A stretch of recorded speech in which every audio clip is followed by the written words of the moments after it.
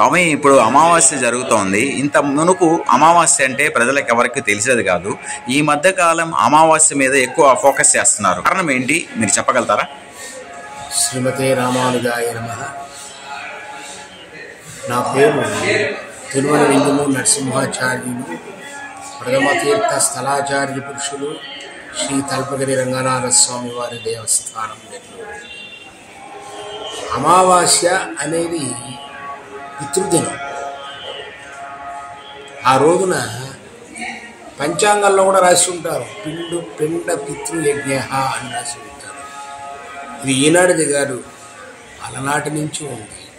అమావాస్య రోజు పితృతర్పణం చేయడం అనేటువంటిది బ్రాహ్మణులకు, క్షత్రియ వైశ్యులకు యజ్ఞోపవీత సంస్కారం ఉన్న వాళ్ళందరూ చేయాలి. అది మధ్యకాలంలో లోపించింది, కొంతమంది చేయటం లేదు. బ్రాహ్మణులు మాత్రం ఇప్పటికీ కూడా అందరూ చేస్తూ ఉన్నారు. ఆ రోజు పితృతర్పణం చేయటం, ఉపవాసం ఉండడం అనేది చాలా తప్పనిసరి. అమావాస్య తర్వాత పక్క రోజు నుంచి నెల మారుతుంది. మనకెట్లయితే 31 అయిపోయిన తర్వాత పక్క రోజున 1వ తేదీ వస్తుందో, అదేవిధంగానే తెలుగు నెలలు మారడం ఎప్పుడు అంటే అమావాస్యకు పక్క రోజు. కాబట్టి దీని యొక్క ప్రాధాన్యత ఎప్పుడో లేదు, ఇప్పుడు వచ్చింది అనేటువంటిది ఏమీ లేదు. ఇది అతి ప్రాచీనం. అమావాస్య రోజు పితృతర్పణం తప్పనిసరిగా తల్లిదండ్రులు లేని వాళ్ళందరూ కూడా చేయాల్సిన ఆవశ్యకత ఎంతైనా ఉంది. ఇంకోటి, అమావాస్య రోజు గుమ్మడికాయలు అనేది సేల్స్ కూడా పెరిగిపోయినాయి ఈ మధ్యకాలం. సో ఆ అమావాస్యకి గుమ్మడికాయకి ఏంటి సంబంధం? అమావాస్య రోజు దృష్టి తీస్తే చాలా మంచిది అంటారు. అందున ఒక్కొక్కసారి అమావాస్య ఆదివారం కలిసి వస్తూ ఉంటుంది, అది ఇంకా విశేషంగా భావిస్తారు. గ్రహణం ఆదివారం కలిసి వస్తుంది, గ్రహణం అమావాస్య, సూర్యగ్రహణం అమావాస్య కలిసి వస్తుంది. అటువంటి రోజులలో గుమ్మడికాయను దిగదీయడం, దృష్టి తీయడం అనేటువంటిది అది తమిళనాడులో ఎక్కువగా ఉండేది.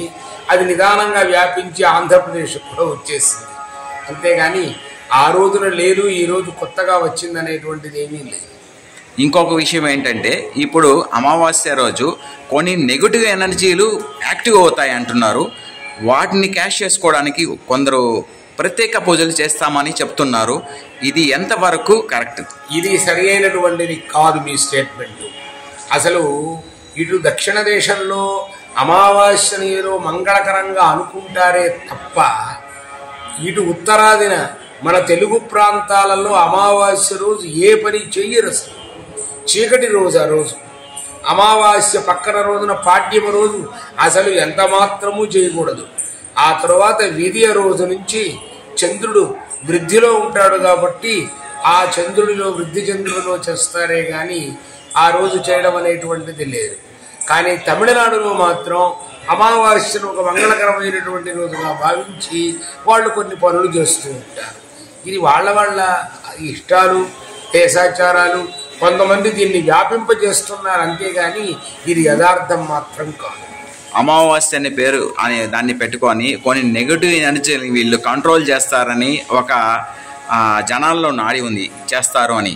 సో దానిపై మీ అభిప్రాయం? ఇదంతా కేవలం ఒక భ్రమ మాత్రమే, ఇది సరి అయినటువంటిది కాదు, నేను ఖండిస్తున్నాను.